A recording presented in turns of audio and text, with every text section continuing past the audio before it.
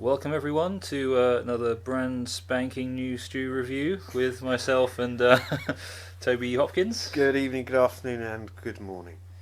Okay, so today we were just having casting our eye over what was going on last year. We're still stuck in 2014 essentially, and there were a lot of nominated biopics over the last year. So we had things like sort of Selma, The Imitation Game, The Theory of Everything, and it got us thinking that maybe we should have a bit of a ponder around what biopics we would like to see in future from living or dead people, but starring current actors, so something made in the last year or two.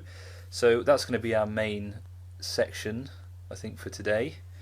So, well, I should say hi to you then, Toby. How are things? Yeah, okay. I've done, as usual, I've done a bit of research for the biopics, film watching wise, which has been quite interesting. Have you got your eye on any particular favourites from the list without giving anything away? A number, a number, just a number. I've got several. The lovely thing about doing this list was that obviously because we came up with it ourselves, there are films that I'd like to see, and even the ones that were more your suggestions, I'd still be interested in seeing. Yeah. So You haven't gone back and thought that will be a terrible film. actually, I have got one example of that, just the one example. Okay, so one of our selections, Yeah.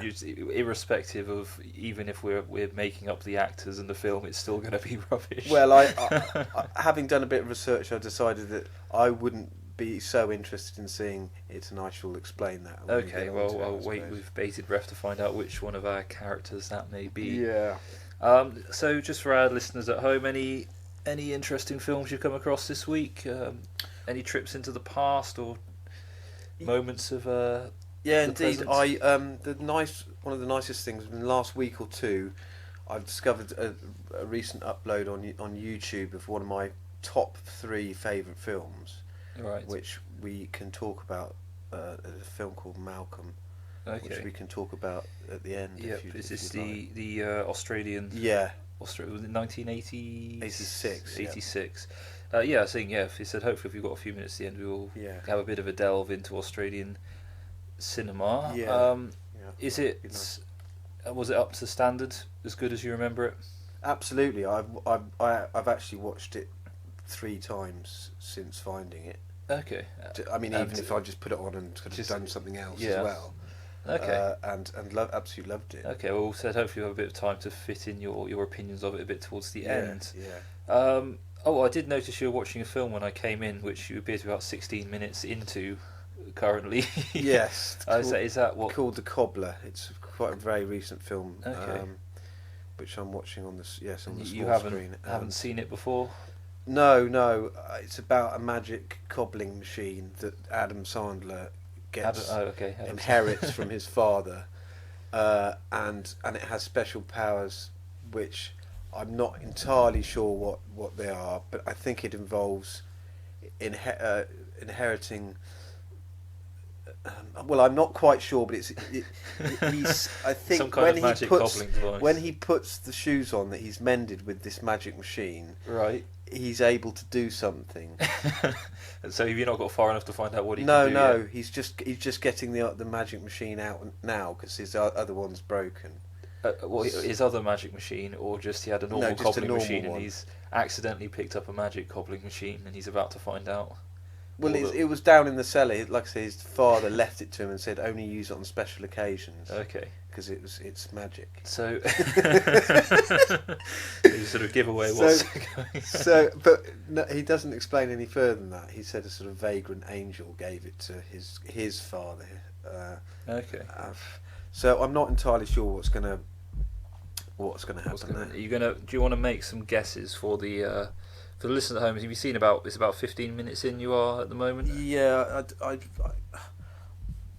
I think he's able to sort of see or understand the person who owns the shoes. Right. Okay, so And someone so comes in with their shoes, presumably they he's- say, Adam Sandler fixed my shoes, and while he's fixing them, he then gets a moment of introspection into their... Actually, to their I've lives. just thought what probably happened because there's been a Okay. big section about a neighbour who keeps trying to encourage him to get a girlfriend, and he's looking a bit kind of forlorn. So about he's that. going to So use I it reckon to... he's going to get some posh bloke's shoes. Right, and then have it off with his And wife. then go, yeah, I reckon that's what, yeah. And then he'll learn the true meaning of love some other way, and then he'll cast aside the shoemaking And then he'll machine, go barefoot. having found true love, or it'll stop. Yeah, it'll be on the beach. It'll be some sandal. Yeah.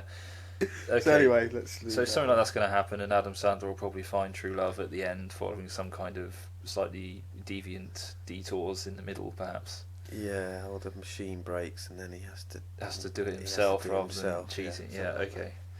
Anything else to mention, or should we get on to the biopics? No, that's all my main points for this week, really. Just other than Okay. like I say, research for the All biopics. good. So yeah, I mean we've compiled this list. I think we've got 10 people with, at least before we started looking at it, who we'd like to see biopics made of. They're in no particular order. Right.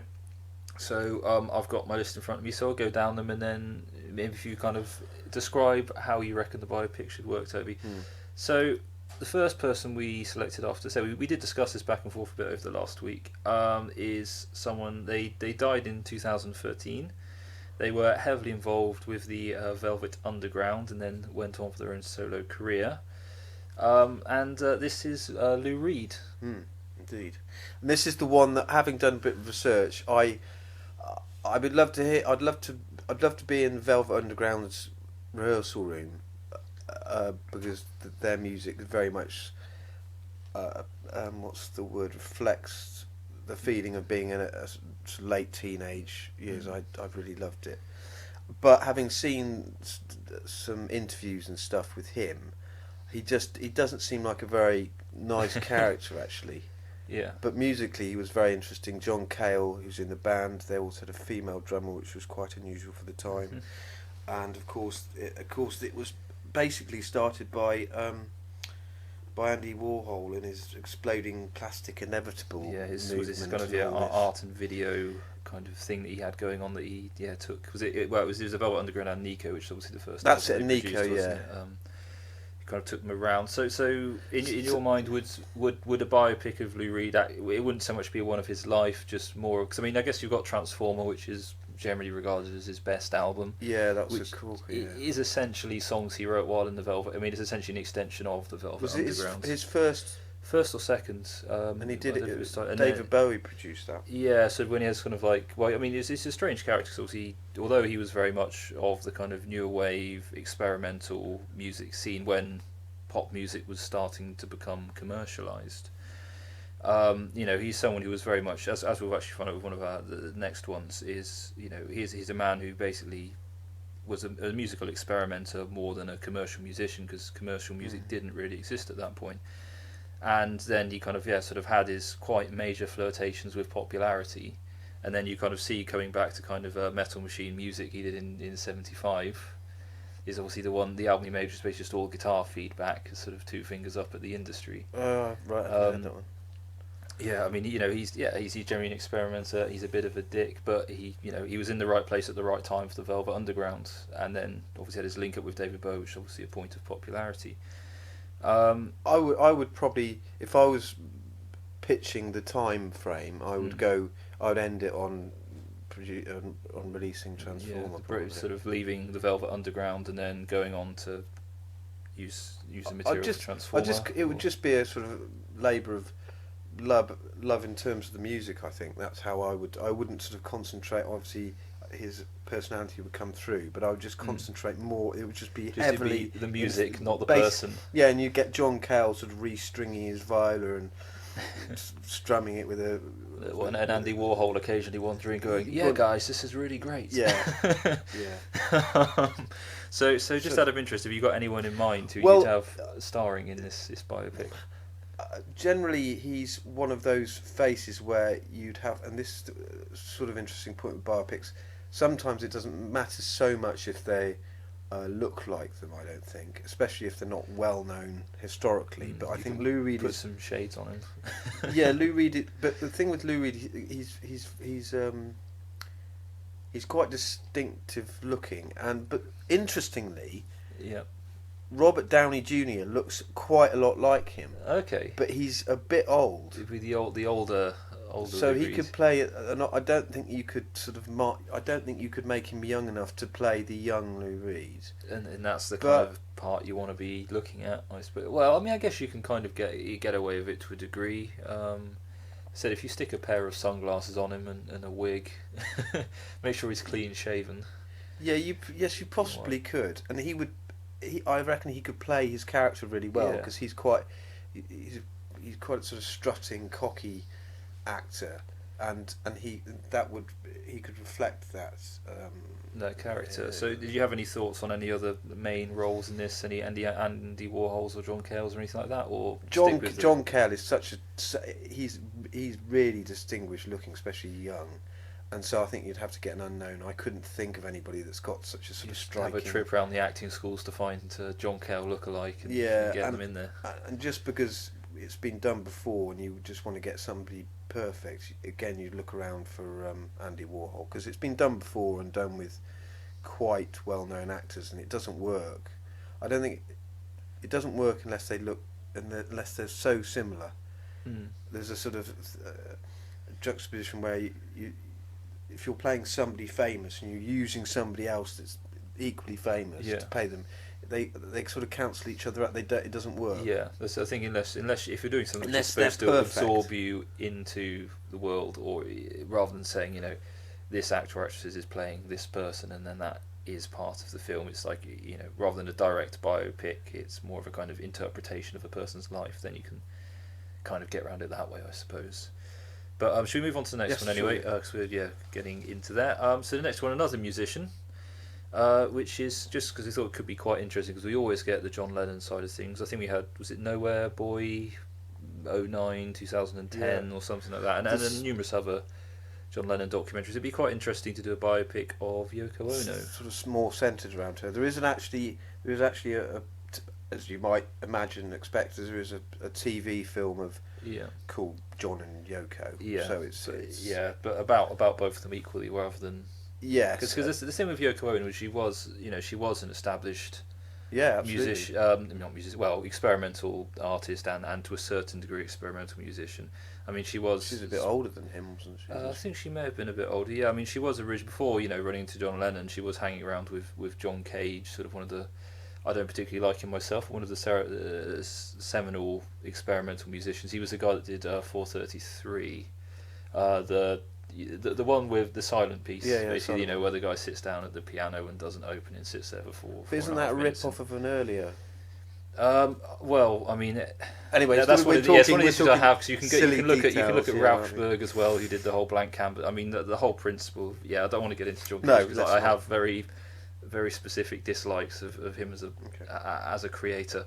But yes, we're on Yoko Ono. So yeah, I mean, with her, what were you thinking biopic wise? Is it something? If we were looking at her more than John Lennon, is it the case should be focused on more of her general life, what she was doing beforehand, or would it more be the whole Lennon Yoko Ono thing, but from a Yoko Ono perspective? Because I think there's a reasonable argument to say that John Lennon would have left the Beatles irrespective of Yoko Ono's presence anyway. Yeah, it'd be nice to give a good account of her, or at least a fair account of her, because she historically, with music fans, she isn't regarded very with much good favour, is she? No, well, yeah, I mean, she never really had the great Well, musical hits herself. Not that I did some but, vocals on the later Beatles albums. But then again, I mean, the thing with John Lennon, again, I think similar to something with Lou Reed, is I think he was more of a experimental musician who happened to get caught up in the world of commercialisation of the music industry. And again, he was, well, obviously the Beatles being pretty much the most extreme example of a group playing in a small club doing something at the time that was relatively original, and then it turns out what you've just created is the sound of pop music that's still with us kind of 50 years later. And then unsurprisingly by the 70s, with things like Yellow Submarine being forced down your neck, kind of saying from the company, you've got to do this for contractual So commitments. where do you think you would end that biopic? I would. I mean, I think it'd be quite interesting. I mean, you said it's kind of after the point of the Lennon Yoko Ono thing. They both kind of, well, John Lennon especially sort of You could end goes off a little bit. You could end it on his death, I suppose. You could end up at John Lennon's death, yeah, potentially. I mean, she's had some interest. She was married, I think, a couple of times before she met John Lennon. Oh, she had her own. Yeah, I think she had a kid as well, who her ex-husband kind of ran off with, and all that sort of stuff. So there's an interesting wealth of material there to work with. I mean, you could even just go up to the point where she met John Lennon, because everyone has their opinion of that story. Although I think it would be very interesting to show it from the perspective that, as I said, I would like something which would have, John Lennon shown as an experimental musician who gets fed up of the commercialisation of the Beatles by the 70s and goes, Yoko Ono resembles this experimental part of myself inside me, which is what I wanted to do when I was making music, and I can't do it with the Beatles anymore, so I want to go off and do this instead. And I think that would be probably the interesting angle to go with myself. Yeah, and him being a sort of slightly lesser character. I mean, her being the dominant. Yeah, exactly, and it's more John Lennon being drawn into her world rather than her pulling John Lennon away from the Beatles. And so you could probably just simply call it Yoko to sort of confirm that. Yeah, but not Ono.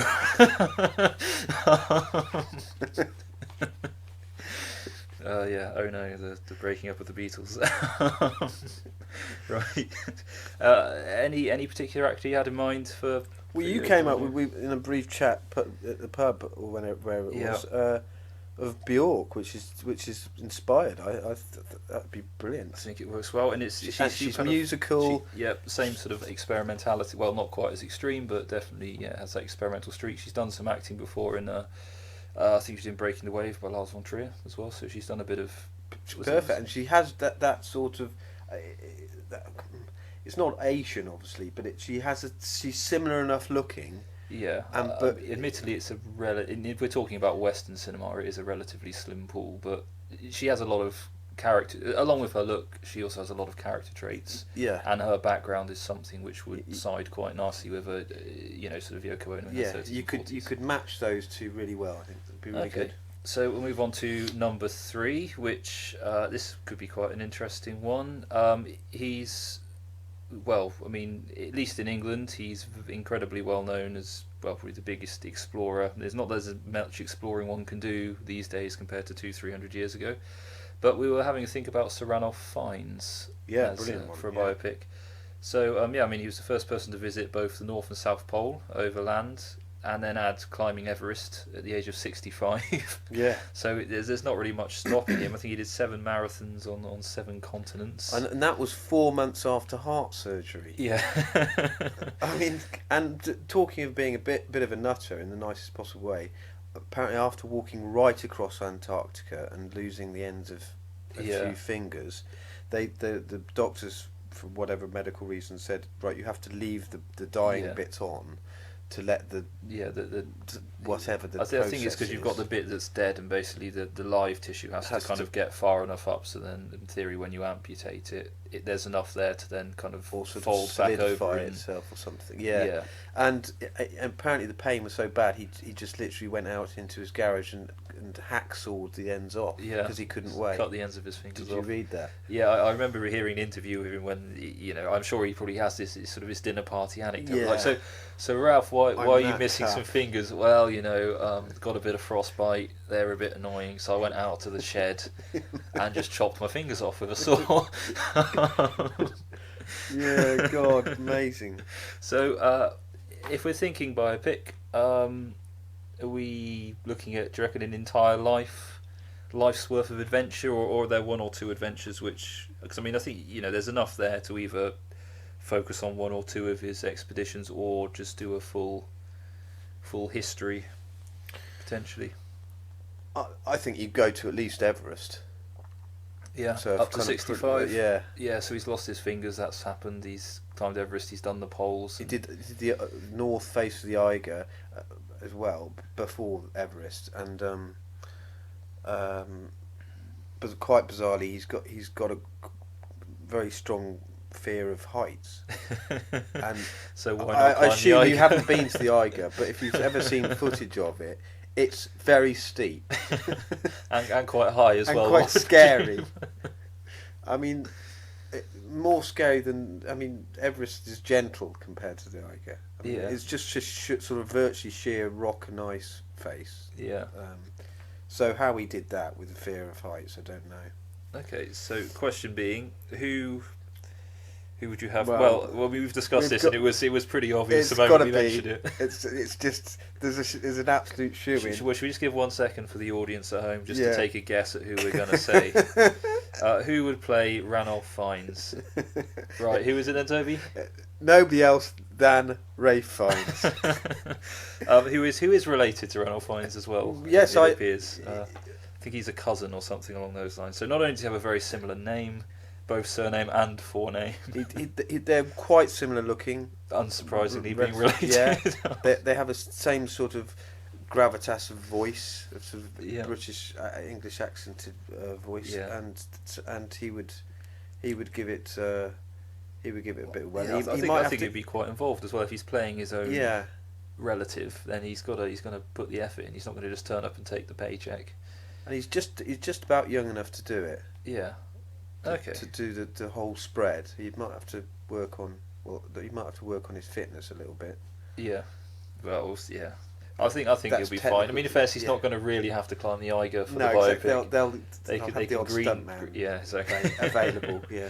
Okay, so number 4 is probably the biggest His drugs cheat. Oh, we could sorry, go back just to apparently his nickname, not surprisingly, is Ran, and that would make quite a good, very simple. Although for a title. yeah, because it's as in running and Yeah. having ran the The 7 marathons in 7 continents.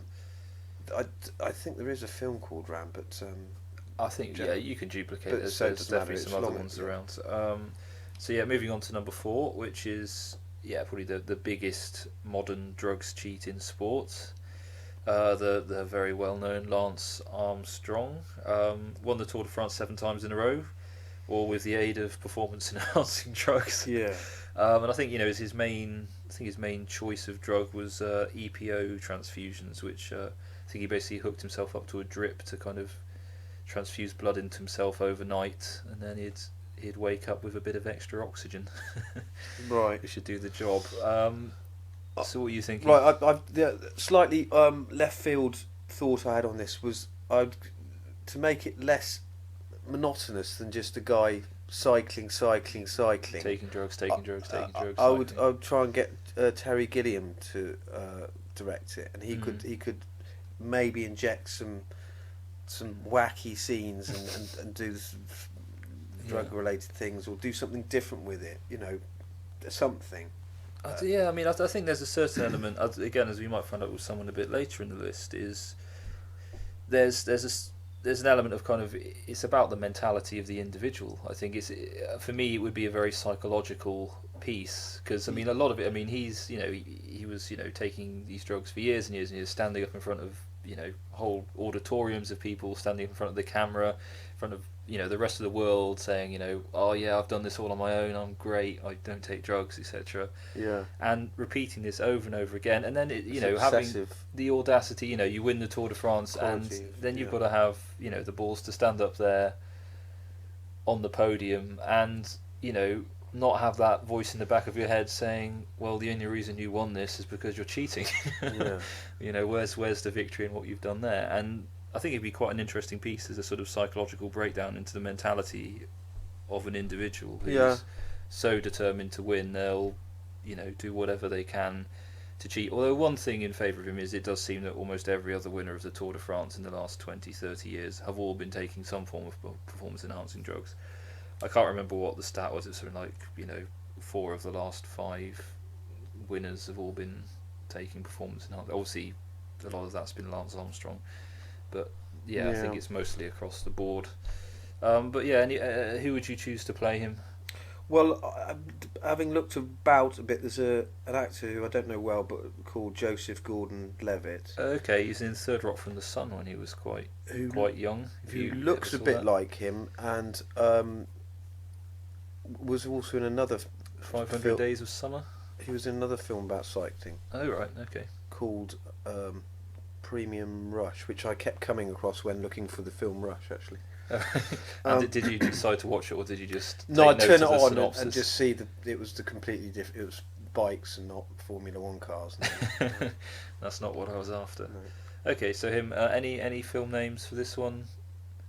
So I did- Rolling Justice. I assume it's going to go all the way through his life, and I mean you're going to be ending it after he's been found out. I mean everyone knows the ending anyway. roll. That's not bad. Rolling something. Roll. Just roll. He meets his comeuppance, so it's got to be something to do with meeting Right, his That's comeuppance. pretty good. I'll yeah. Go with Rolling Justice. I'll go with Hopefully, I that. haven't accidentally stolen it from someone else. No. Oh, talking of uh, previous lists and stealing things. We did half think about including in this list a biopic of Eddie the Eagle Edwards, Okay. which started as a project some years ago, and but then fell completely by the wayside. But I actually heard just today that they're now redoing it. Okay, so They we are are- going to see it. So just for reference to actually listeners who aren't English or sort of over the age of 30, he was basically a British ski jumper, like the one where you do the really long jump, the big Yeah. long jump thing. And yeah, basically had no funding, no support whatsoever. Sort of was, I think he was pretty much sleeping in the back of cars. Yeah. To just try and get this qualification for this Olympic place. He qualified and then basically finished last by And everybody absolutely everybody miles. was really But everyone behind- loved it. It's a sort yeah. of classic kind of plucky British trier kind of He thing. was about half the distance that the winners were getting. But the point was he put in like basically his entire life committed to trying to achieve this Yeah. dream of turning up at the Olympics. And that was the 1988 Winter Yeah. Olympics. Obviously. Yeah, I mean he's kind of like they had Eric the Eel a few Olympics ago, a sort of African swimmer who'd basically never been in a swimming pool before. Who Yeah.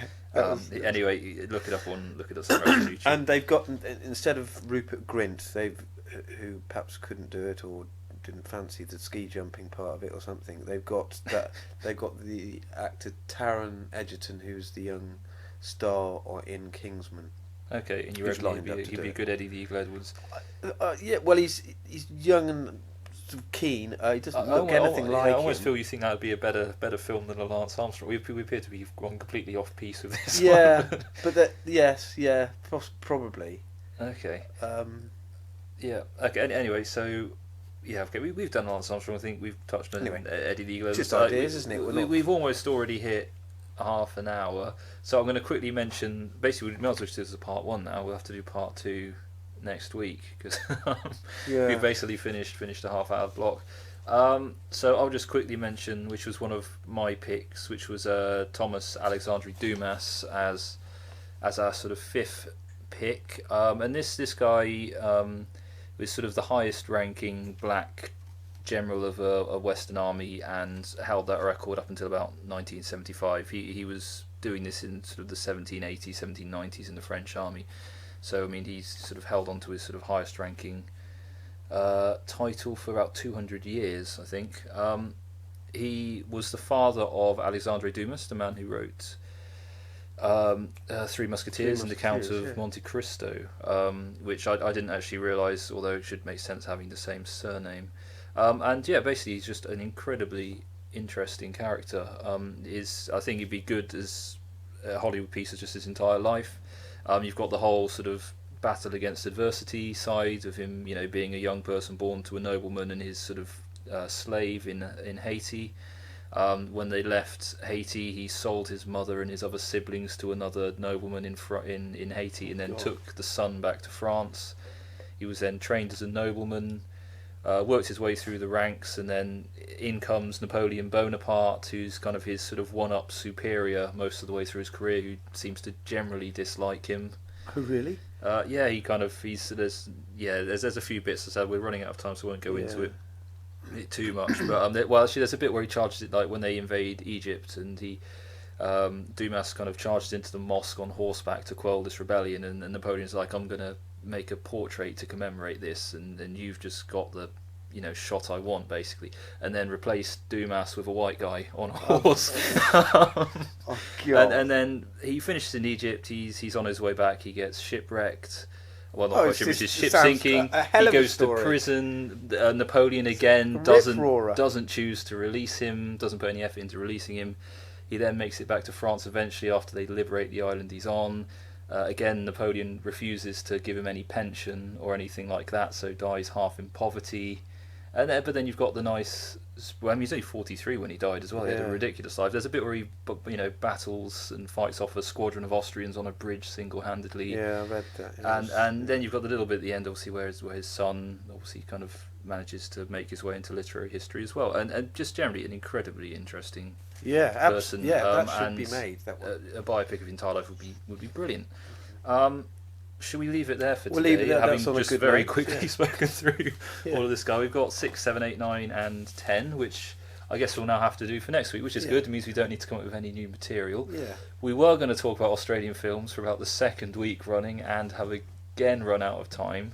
But, Watch Malcolm, I think's going to be the general thing we should maybe just mention at the end of this. Yeah, you and can we will YouTube it. talk about it when we do have 10 minutes left at the Yeah. end of a broadcast. Strangely enough, I think, last time we were even discussing having a second part along with this biopic thing about budgets and actors' wages. That would Yeah. have been nowhere near getting to it. No. Should we finish off, Toby, by any films or such like you'd advise anyone to watch this week other than Malcolm, if we didn't do that last week? X and Y again? Yeah, X and Y looks good. It's not on locally The yet. Cobbler so I haven't seen it. is for Yeah, all you've seen check in 50 out minutes. The Cobbler. Yeah, the So first Toby 10 minutes will- are great. Maybe we'll get a response. Yeah, see how it went for Yeah. the last sort of 3/4, 4/5. Yeah.